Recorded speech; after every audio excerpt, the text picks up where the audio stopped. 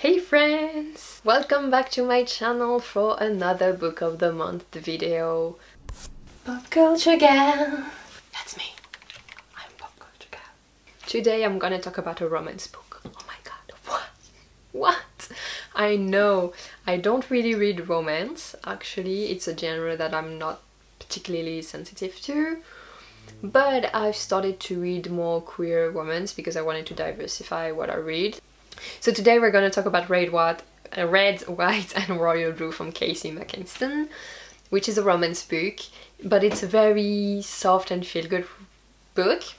Actually, it's a book that I read now when I feel a bit down because it brings me a lot of joy.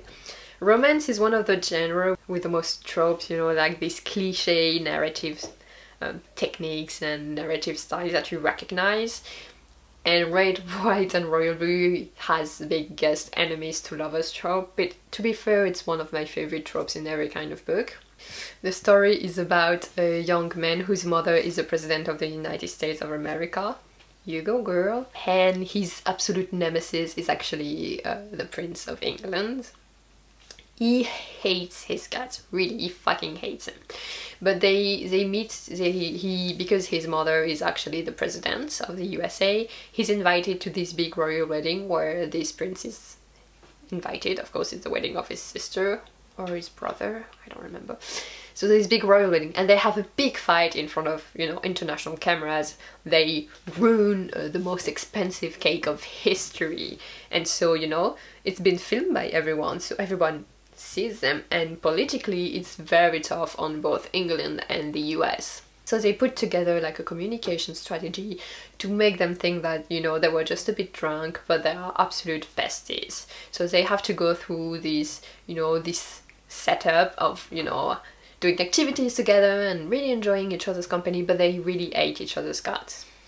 But because it's an enemies to lovers trope, they finally start to, you know, think there is actually a human underneath all the ideas they had of each other. And so, you know, it's a son of, you know, it's a president and the son of the king and the queen.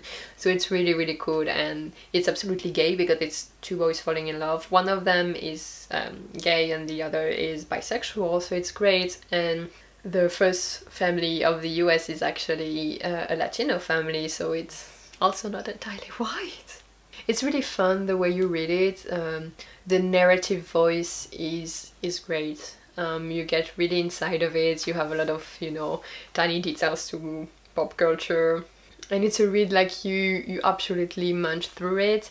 I read it in one sitting because I absolutely loved it, and it's so heartwarming and so feel good. Like, it's a kind of book you want to read in a dark day when you feel down because it absolutely brings you so much joy.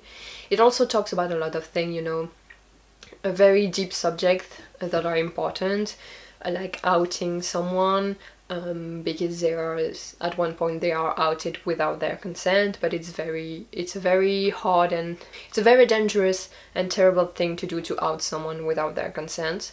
So it's, you know, it's very important that they talk about it and what happens because they are in the public eye. And also, you know, public relationships when you are actually a public persona, and politics and the importance of politics, you know, it's important to vote. And so it's very like all these subjects and all this about politics and, you know, like jobs at American politics, and it's, all these subjects are weaved into the plot, and, you know, the deep friendship that they have around each other, and the fact that they find themselves and they decide to absolutely love each other, and it's very gay. So the LGBTQ representation is also great in it. So, I mean, I can only advise you to read it because it's a lovely read and it's really great. Thank you, bye!